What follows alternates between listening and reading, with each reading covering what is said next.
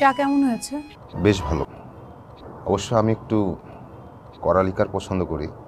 রং চা হলে ভিন্ন কথা, লিকার অল্প হলেও হয়। থ্যাঙ্কস সুন্দর চায়ের জন্য।